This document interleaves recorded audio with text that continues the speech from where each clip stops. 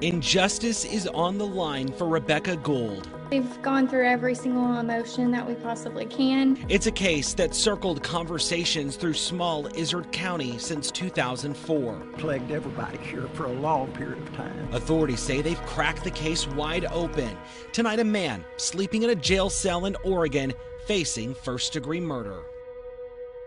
Cold cases, missing persons, unsolved crimes.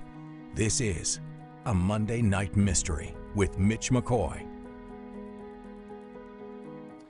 And good evening, folks, to you. Welcome in at krk.com, fox16.com, and across all of our digital media platforms. We are in a Monday Night Mystery. We're talking about Rebekah Gould up in Izard County, the road for justice for this young woman that died at the age of 22.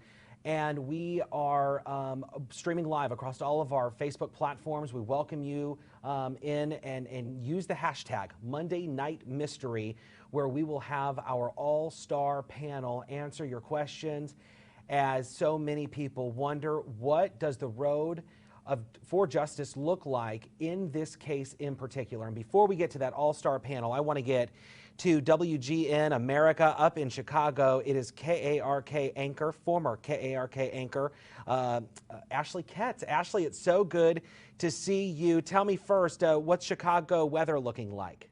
Well, we've already seen our first snow. That was before Halloween, so I think we're just getting started.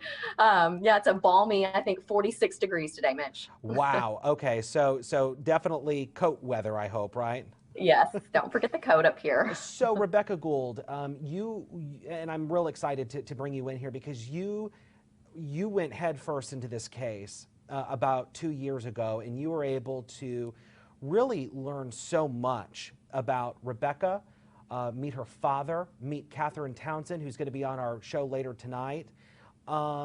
This podcaster, you really dove right into it. Tell me a little bit about Rebekah Gould and your memories covering this story up in Izard County. You know, I wish I had known about her case sooner. When I learned that she was around my age, we had so many similarities, both from Northeast Arkansas. She was from rural Izard County, went off to college. Her dream was to become a Razorback. I was locked in. You know, I didn't know her personally, but I felt like I did. This is a welcome breakthrough, Mitch. So many of us who have promised her father, Dr. Larry Gould, and people who care about her that we would follow this story, that we would keep her story alive until police made an arrest. This was a big, big deal. You know, rural Izard County, there are a lot of people there still that have theories about what happened. And when you go there today, people still talk about the case, and they still talk about what happened 16 years ago. If you talk to the family, you know, there were years that, you know, they wrote letters to police asking, you know, give us anything. Do you have any suspects? You know, early on, Rebekah's boyfriend cleared him. Police cleared the boyfriend, and that was a big question. This new suspect, a person from Oregon who was visiting from Texas for a week, we still don't know a lot. We don't know a motive. So there are still a lot of questions tonight about what happened to Rebekah Gould back 16 years ago this fall. We're looking at his photo right now. William Miller, he's a 44-year-old man. You know, something, Ashley, and I know you're still following this case very closely, even up there at WGN America, News Nation. You can watch it every night. Police said that one of the most difficult things about this case was the fact that he was only in Melbourne, Izard County, for just a few days when this murder happened. That's according to authorities. That it made it extremely difficult for authorities. If you can, and you know, you're a Northern Arkansas native, for a lot of vehicular traffic, I guess that's not something that's out of the norm. I mean, you have your highways, you have your roads of travel, but I mean, this is still a very small town. I mean, visitors, it's not like Little Rock, it's not like Chicago. You don't have people coming in saying, hey, I want to go visit Izard County on a vacation. Right. And you wonder what his connection was to the area, and that will be something hopefully police will reveal. But at this point, we don't know a lot. We know a little bit about the timeline of the morning that Rebekah was last seen. She dropped her boyfriend off at work at Sonic, and then she stopped at the Possum Trot convenience store. Katherine will be able to talk more about that. We visited that convenience store. It's very eerie, even still today. She picked up a breakfast sandwich and was supposed to go take a nap before heading back to Northwest Arkansas to college. She never showed up to meet her sister. So there's this timeline. We don't know how those two even connected back, 16 years ago, and how, why. There's so many questions. You talked with the dad, and I've been able to text back and forth with the dad here today. The heartfelt emotion that this man has had for the last 16 years. I want to read you something that he has said in his text message to me, because he was unable to be on the show tonight. He appreciates the invitation. He was unable to attend for personal reasons. I have waited 16 years to hear the words, "We have made an arrest."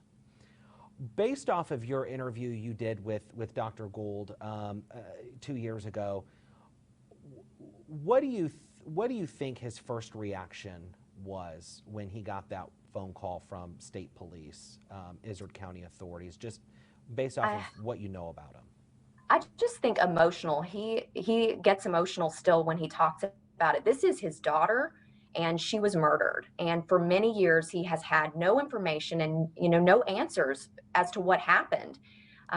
Again, he's done a lot of research on his own, a lot of legwork. He's written letters to state police, but I think now he's just grateful and thankful. And I think he would tell you this, Mitch, that he's humbled by the work of ASP. He says they deserve the credit. The special agent that was put on this case recently did a fantastic job, and he's forever indebted to his work and the work that law enforcement has done all of these years. This has never been a cold case in their mind. Now, if you ask other people, they might disagree, but he said now we just have to learn the story. We need to know if others were involved. That's just a big question we don't know at this point. And Dr. Gould telling us tonight that they are still a very active investigation. State police, just because they've made an arrest, doesn't mean that this investigation is over by any means. Right. And I'm sure he's in close contact as much as he can be at this point. There's, when this goes to trial, I'm sure we will learn more about this case, because people have covered it. A lot of journalists out there in that region have done a great job covering this case and uncovering information over the years to keep her story alive. But I think now is the time to let police do their work and I guess trust the process. And that's something that I think when you're family and you're connected to this case, it's hard to do, because you want to know, you're so anxious for justice. Right. Well, that really opens up the door to the all-star panel. Ashley Ketz, my friend up in Chicago, thank you so much for your time tonight. Thank you, Mitch, and thank you for your work on keeping this story going, too. That was former KRK4 anchor Ashley Ketz. Thank you for joining us tonight, and we are now with the all-star panel. You have Latricia Woodruff, police media communications expert, at the upper left-hand corner of your screen. You have Kelly Ward, former prosecutor, on the bottom left. You have retired homicide detective Tommy Hudson on the bottom right. And then you heard Ashley talk about the journalists covering this case. You have podcaster Katherine Townsend all the way from New York on the upper right-hand corner of the screen. Everyone, thank you for joining us tonight. And I want to encourage people to use the hashtag Monday Night Mystery. Feel free to jump in the conversation. When you use that hashtag, the comment will come up on the bottom of your screen like you see here, and we will get the all-star panel to answer some of your questions to the best of their ability. So use that hashtag Monday Night Mystery if you're watching on Facebook Live for us tonight. Okay, so I want to get to Kelly Ward. So Kelly, we were talking, and Ashley was talking about how this case now is relying on the judicial system. Tell me a little bit about what the prosecutor is thinking, more than likely up there, when, or she, what they're going to have to do to prosecute a case that's 16 years old? So procedurally, you first think of, okay, I need to get all the information from the law enforcement agency. It may be that they've communicated about this already. They probably have. There's probably been a free flow of information. And at this point, they're going to be able to get the whole case file over to the prosecutor for them to look at and to start planning, okay, what do we need to do to get ready for a judicial process, which will involve an arraignment, hearings, pretrial motions, pretrial hearings, and then possibly a trial. So there's a pretty long road ahead for all of this. And what would you say, I mean, time-wise, are we looking at, him coming back to Arkansas? And when I say him, I'm talking about William Miller, 44-year-old, who was arrested last week. Are we talking about this case lasting well into 2021? Yes, Mitch. I mean, cases can go at different rates. Some can go fast. Usually in the seriousness of this case and homicide cases, they tend to go slower. I would always tell people, the wheels of justice turn, but sometimes they turn very slowly. Add into that, you've got the COVID situation, which has already caused a court backup, of course, because courts were shut down during the summer for a period. And I would say that's going to make it even maybe a little bit longer process than what we would normally see without COVID. Right. Well, and of course you have COVID-19 throwing a twist in everything, but let alone justice will be served. So we have what authorities are saying still an active investigation up there in Izard County. Of course, Arkansas State Police now involved. Tommy Hudson, former and retired homicide detective. Tommy, what do they mean this is still an active case even if an arrest has been made? Well, what people don't understand, Mitch, sometimes is most of the time when an arrest is made in a homicide case, that's when the work really starts for a detective or an agent with Arkansas State Police. They've got to get everything together, make sure everything's been documented the way it should have been, make sure that they're able to get a hold of all the evidence that they're going to need to be sent over to be reviewed by the prosecutor's office. They're going to have to make the arrangements, whether he waives extradition or he doesn't, if he tries to fight extradition. They're going to have to make the arrangements if and when they decide to extradite him back to Arkansas, to make those travel arrangements. Is it going to be something where the Arkansas State Police and their agents will fly up there and bring this guy back, or if they'll use a private company, which is commonly done around the United States, including in Arkansas, to transport this guy back? But I always tell victims' families, whenever you make an arrest in a homicide case, that's when the work really starts for the detectives too, because they're on a time crunch. They've got to hurry and get all that information together to get it to the prosecutor's office for their review, for them to file the motions they need to file in court to actually charge him in circuit court in the county he's being charged in. Interesting. Well, and that's, I want to welcome in some of our social media folks who are watching right now on Facebook. Feel free to use the hashtag Monday Night Mystery. We'll try and answer some of your questions to the best of our knowledge. Want to bring in one of our guests tonight, Katherine Townsend, podcaster from New York. Katherine, I'm looking at some of our Facebook comments. One of them right here saying, Janice is saying, this is a murder case in our area from 16 years ago. They have made an arrest. So very interesting here, because this was a case that this entire community was so connected to, because this was a hometown girl with big dreams, and it just ended one day. Haley's commenting right now saying, finally, Helen Gone podcast had me hooked on this case. So glad they're finally getting some answers. So Katherine, really walk us through the mindset of folks up in Izard County and the impact that this case has on you even to this day. Oh, sure. Well, this case has been, first of all, thank you to everyone for listening, because without them, we wouldn't have been able to get nearly as far as we did. I've been obsessed with this case for a long time. My sister, because I'm from Arkansas, and my dad and sister live in the area where Rebekah was murdered. And so my younger sister and Rebekah's sister are really close friends. So I would hear about the case over the years. And it happened in 2004, September 20th, 2004. 22-year-old college student, Rebekah Gould, was visiting her boyfriend at the time. And it was a Monday morning. She stopped at a convenience station, the Possum Trot, and went back to his residence to sort of get ready. She was supposed to meet her sister later that day to drive back to school in Northwest Arkansas, but she never showed up, and her body was found a week later.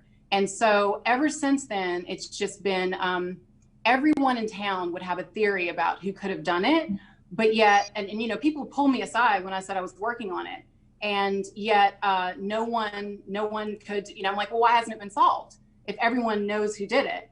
And it turned out that was just the beginning of the investigation. And then we started the podcast in 2018, really as an investigative tool to try and get some, you know, try and help and get some movement on the case. So I'm really thrilled there's been an arrest, but I think I still have a lot of questions.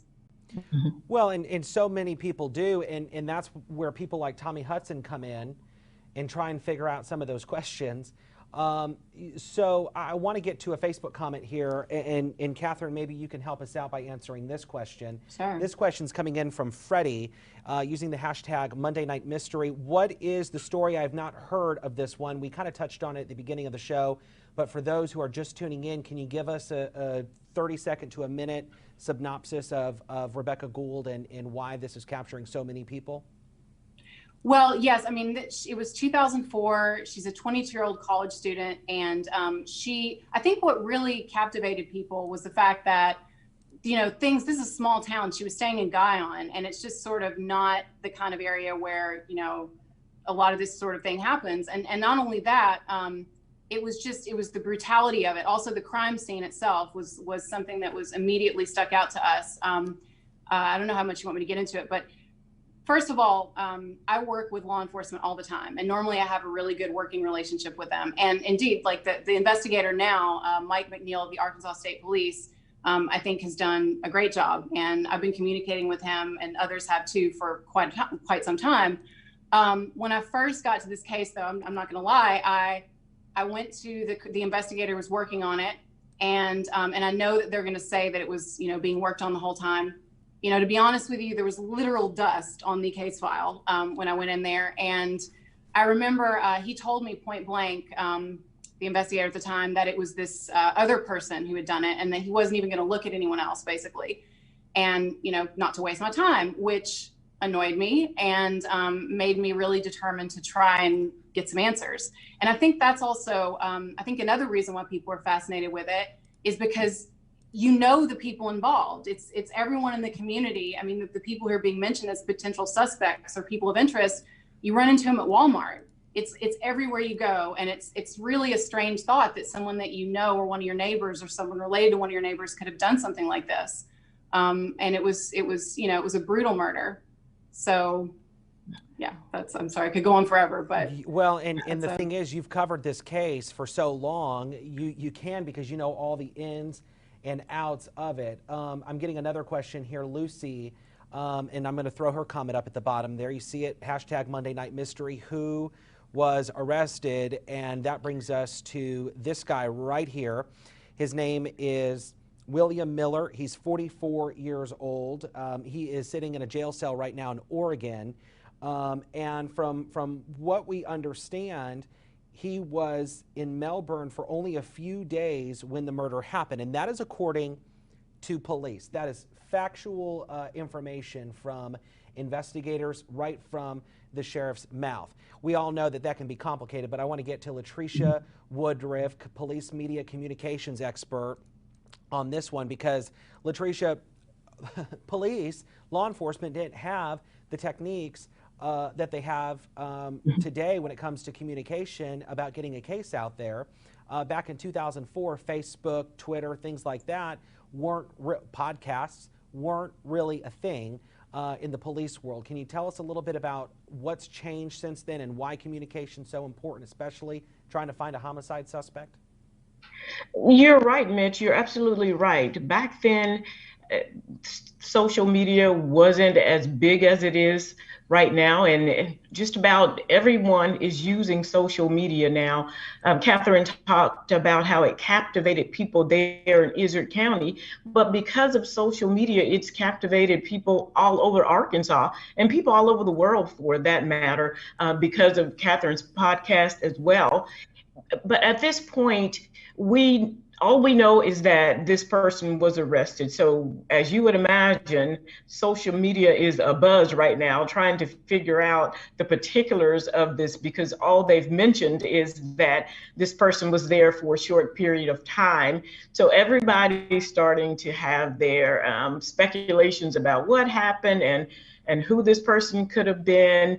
And that's well and good, but you still have to remember, and Kelly will attest to this, that there's going to be a trial. One would think there's going to be a trial there, and now we have social media that's putting out all of these different stories and people's speculations, and that can have a bearing on a jury at some point. That could have a bearing on it. But at the same time, again, this got a lot of coverage, a lot of eyes on it, and people talking about it again because of social media. And I say this all the time, that social media can be good and it can be bad. And let's hope for this family's sake that, getting more eyes on this and getting the word out about this, that brought more people to talking about this, and hopefully helped with finding a suspect, that this turns out to be justice for Rebekah Gould and her family. This is an interesting question, and I'm going to feel free, anybody can jump in on this, but the rumors are circulating up in Izard County. Katherine, I'm sure you've heard some of these rumors that are circulating as well. Let me get to the board here with some questions. And, I know that the boyfriend's name has been circled around quite a bit, law enforcement ruling him out pretty early on in the case. But Leslie's wanting to know, she's using the hashtag Monday Night Mystery, is the suspect really the cousin of the boyfriend? I'm assuming you would know that by now if that was the case. I do. So let me just back up. I'm going to answer that, but let me just back up 1 second and talk about the crime scene. The crime scene at the boyfriend's home was one of the things that was, for us, like a lot of clues were there. Basically, it was one of the few things we knew. She had been killed in that residence, and there were traces of blood, but also there was bloody bedding. Someone had turned the mattress, stripped the bed, and thrown that bedding into the washing machine. So you have clothes being washed in there, and her body had been moved. It was found a week later alongside Highway 9. So right, automatically, we're thinking, okay, you've got some sort of a staged crime scene. Someone's tried to do a cleanup, rudimentary cleanup. They've moved the body. Right away, we're thinking it's our working theory was that it was someone connected to that home. Either someone who lived there or someone who, and this wasn't the only evidence we were going on, but basically someone connected to that home. So, which brings me to that question. When I heard this person had been arrested, I was kind of like, from the press release, it sort of made it sound like it was just a guy who had been in town for a week and left. But actually, yes, it's the boyfriend's cousin. And I've talked to some of the family members. And so now, I'm just wondering, like, what this person's connection was to that crime scene. And wait, obviously, we're going to have to wait. Let me interrupt. So what you're saying is that the suspect arrested, William Miller, is the boyfriend's cousin? Yes. How do we know that? I mean, I've talked to some of his family members, more than one of the family members. So unless they're all lying, I mean, I'll go ahead and say, I mean, obviously we don't know until we know, but I feel confident, having spoken to some family members, that is the case. So sources telling you, at least at this point. And that's been a big speculation about where did this person come from? Did this person just come out of the blue? Who were they visiting? How were they connected? Someone even posed a question to me today, and it's just rumor and conjecture and people just trying to figure out where this unknown person came from, that, did she already know him?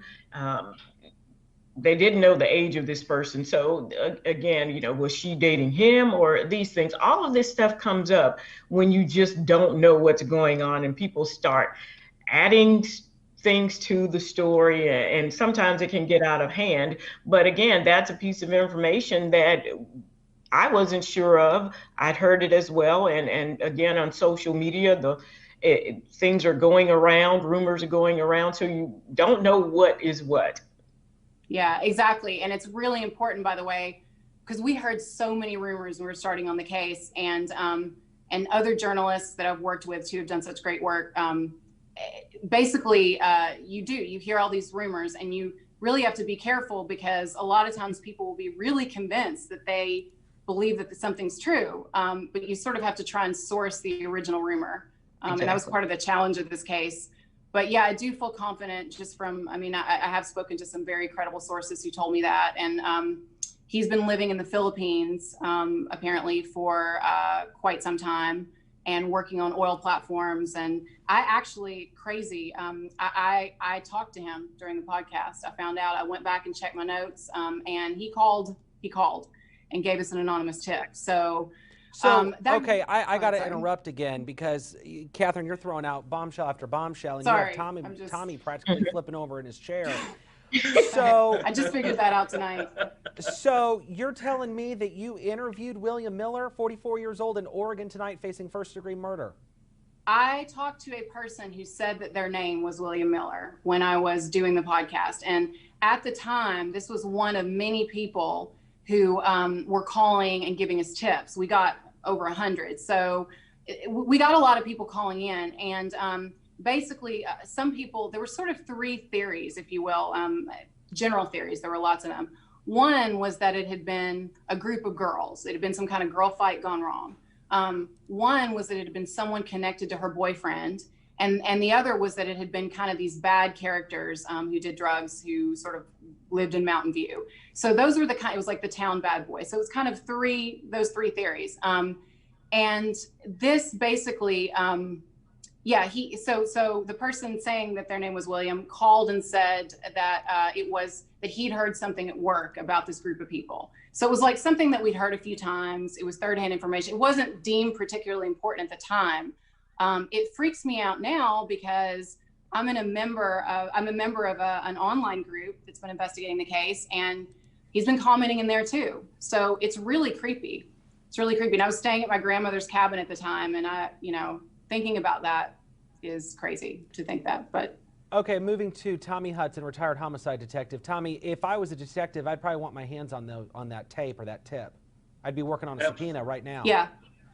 Absolutely. I'm sure, hopefully they have that information. If not, I'm sure they're going to get it now, and they're going to track that information down. And that's something else they're going to, forward to the prosecutor's office. I mean, that's pretty strong, tangible evidence that they're able to actually link those phone calls up at the time that he's doing that and find, because I'm sure they're working on his background. I think, of course they made an arrest, so obviously they've done an excellent job, and I commend the agents for making this arrest and clearing this case. And they're going to be working nonstop, because again, they're under time constraints to get things ready for trial, prepare for trial and omnibus hearings or evidentiary hearings. And I'm sure they'll be following up on that information. And that's just another rock to put in the creek, to walk across the creek to get a conviction and get them in prison. Yeah. I'm sorry. No, go ahead, Katherine. Go ahead, Katherine. I have shared, and I know that others, like George Jarrett, Jennifer Buchholz, other people who've been working on the case a lot, have shared information with the investigator now. We sent him a lot of our interviews, so that was our goal all along, was just to help in any way that we could, So turning now to Kelly Ward, former prosecutor. Kelly, if you were going to be prosecuting this case against the suspect, William Miller, 44, I'm assuming you would also want your hands on that podcast too, and you'd probably try and get Katherine in court to try and get some information from her. Absolutely. Now Katherine might be a witness. You'd want to talk to her. You'd want to get, if it was a recording, if you have recordings of these calls of people calling in, you would want to get that. You'd want to get the call information if you kept a log, or if you're able to get phone records. to show where the call came from. I mean, that's all going to be important in a case, in a trial or in a pretrial hearing, or to a defense attorney. That's going to be important information if the person charged with the crime has been, you know, participating in the investigation. That could go as evidence in that case. I want to turn to a Facebook comment here, and we have just a few more minutes left on this show. Turning to Kate, she's using the hashtag Monday Night Mystery. Was the suspect familiar with the area or the dump site? Katherine, I think you would probably be best to answer that. That I don't know. I can say that the area where this trailer was, and again, this was something that we talked about a lot in the podcast, it's so remote. You would have to, it's not like you're just going to happen upon that place. So to me, anyone who went there, I mean, you would have to know where it is. You would have to have a reason. In terms of the dump site, I don't know. It's along the highway. It's hard to say. I don't know. Getting to another comment here on Facebook, again, using the hashtag Monday Night Mystery, and I'm blind, I have to put my glasses on. Todd saying, I would like to know a motive, hashtag Monday Night Mystery. Isn't that the $1 million question right now? Everyone on the panel? It really is. I mean, again, in the podcast, we sort of had developed, you know, a working theory, because we knew that she was planning on breaking up with her boyfriend. Because to me, she was hit really hard in the head once or possibly twice. And there weren't any obvious signs of sexual assault, although the body was so decomposed. Yeah, they couldn't necessarily do all the, they couldn't conclusively rule it out. So yeah, I mean, I could sort of understand a motive in that case, but with William Miller, I guess we'll have to see. We'll have to see and see what the police have to say. Right, and in this case is long from over. I want to point out, folks, that we did invite Dr. Larry Gould on the show tonight, Rebekah's father. He was unable to attend. He had some personal stuff going on, but I want to read this word for word, because he sent me a text and he said that, very long text thanking the Arkansas State Police for their hard work, thanking everybody for never giving up on his daughter. And I got to find it. I should have had it prepared. Tommy, your thoughts on this. I have waited 16 years to hear the words, "We have made an arrest." That is one of the greatest feelings to when you're able to solve a homicide case for a family, and you either make that phone call or you go to the house and inform them of that. It's a great feeling. You wish you could do it on every case. And again, I applaud the agents for clearing this case and doing a good job and getting closure. There's other cases out there we need to do the same thing for, but good job on their part. And I'm sure that, you know, they felt the response from the family. You know, the thought, and maybe Latricia, you can jump in here. What does this do in terms of trying to bridge gaps in law enforcement, and specifically reminding families that their loved one is never forgotten if it is a cold case? Mitch, we often have people who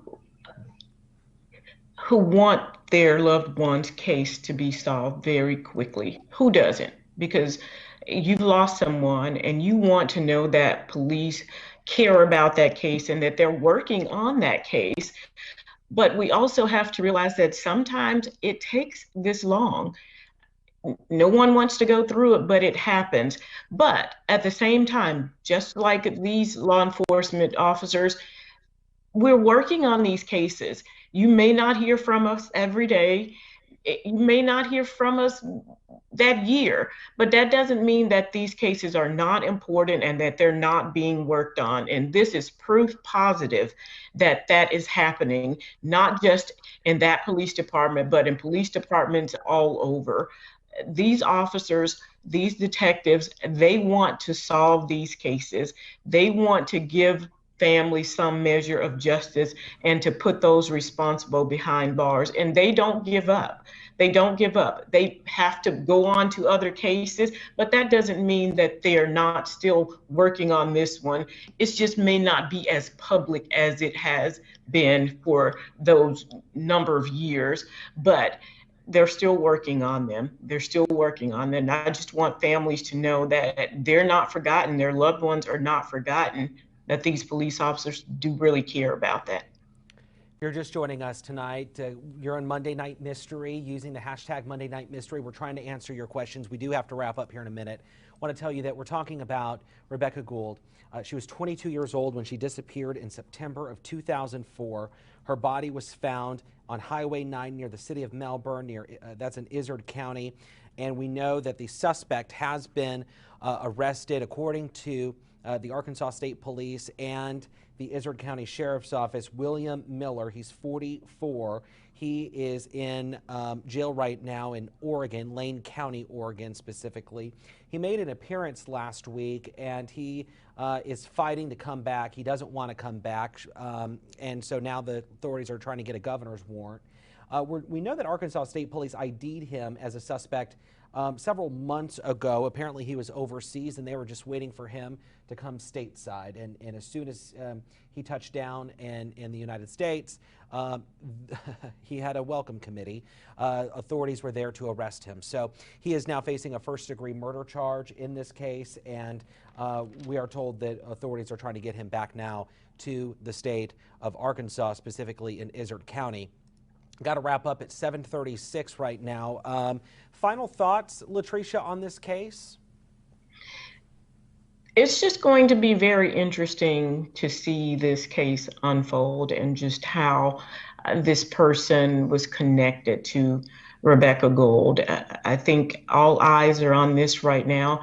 And again, I'd just like to add that this really does give other families hope that their loved one's case can be solved. And I believe they should be given that measure of hope. So this is going to be an interesting case, and we're all going to sit back and watch it. I'm sure we're going to hear about it on social media and read about it, and there's still going to be speculation going forward, but we should all allow those investigators to do the work so that they can get this person behind bars. Kelly, former prosecutor, your thoughts on the case? I think it'll be interesting to see how the investigation unfolded. When it does finally go to trial, we'll know how and what led investigators to this person and what evidence they procured over the years or the months that led to an arrest. And I want to throw in while we're in our final comments here, somebody's asking on Facebook, Freddie, and we couldn't get to everyone's questions, I apologize, but Freddie's using the hashtag Monday Night Mystery. Does Arkansas have the death penalty? Kelly Ward, do you want to answer that? Yes, Mitch, Arkansas does have the death penalty. That's a possible sentence for capital murder. Capital murder carries either life in prison without parole or the death penalty. I think what I read, and somebody might correct me, that the initial charge was murder in the first degree. Murder first, yeah.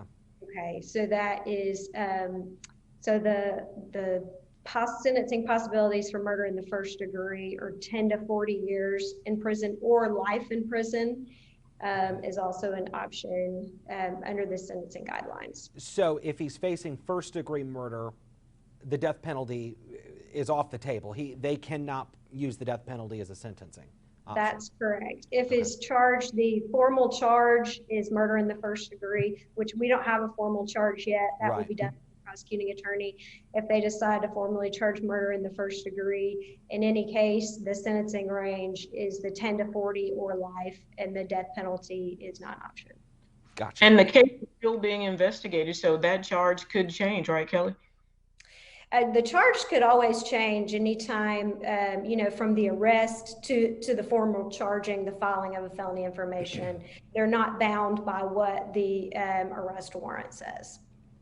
Gotcha. So this case is still far from over. Again, formal charges have not been filed. He hasn't even hit the state line of Arkansas yet. Right. So Tommy Hudson, final thoughts on the case, sir. Retired homicide detective, you work these cold cases every day. What are your thoughts on this? I'm real interested in hearing what you have to say. I have to commend the agents that solved the case. And again, I have to repeat what Latricia said to the families out there is don't give up. The families of of homicide victims, don't give up. Try to stay in contact with those detectives. To the detectives that work the case, keep up the good fight. Do what you can to solve that case for the family. And this was a good one. This was a good case that they obviously have worked on for a long time, and they finally got to where they need to be to make that arrest. And I'm glad for the family. Katherine Townsend, podcaster from New York, who was on this case years ago. Your final thoughts? Well, I'm from Arkansas, but I live in New York. But Arkansas, no, it's fine. Same. I mean, I think the investigators have done excellent work. I'm just so happy that, an arrest has been made, and then it looks like there might be justice for the family and also for Rebekah. I would also say, I would hope that families wouldn't give up hope. And also, I just want to thank everybody who was any part of listening to, calling in with tips, emailing with tips. Sometimes one of my favorite books ends by saying sometimes you can feel like a drop in the ocean, but then it says, what is the ocean but a collection of drops? And it's just when everyone comes together, major change can happen. And it's a beautiful thing. And thank you. So. Got to ask a follow-up question, Katherine, because some people are on Facebook right now asking about the podcast Hell and Gone. Are you looking at doing a follow-up episode? We are. We're going to be doing. So we're in our third season now. This season is actually a case out of California. It's Mitrice Richardson, and we're working on that now. But we are doing an update episode that should be out at the end of this week, and we're going to keep updating because, like everyone, I have a lot of questions. And while waiting for the police to build their case and seeing what happens, also. I made a promise to Rebekah that I would not give up until we knew what happened and justice was served. So that's what I'm going to do. All right. And notice to my all-star panel, she didn't even have to wait a couple of seconds to answer that question. She already was on it. I never sleep, and I'm on it all the time. I mean, that's a good and a bad thing, I think. Well, if you're a detective, it's a good thing, right? Right, Tommy? Absolutely. All right, guys, thank you for joining us tonight. Thank you for joining us on Monday Night Mystery. We will be back next Monday where we're going to dive into another mystery here in Arkansas and really focusing in on Northwest Arkansas, talking about April Andrews, a young girl that was at an apartment complex and just disappeared. And one of the few witnesses was a young child who, to this day, is one of the key witnesses for authorities. So we're going to talk about that. The All-Star panel will be back. April Andrews next Monday right here at KARK.com and Fox16.com. Thanks for joining us tonight. We'll have much more in our newscast beginning at 9 on Fox 16 and 10 on KARK. For now, I'm Mitch McCoy. Have a good night and be safe out there.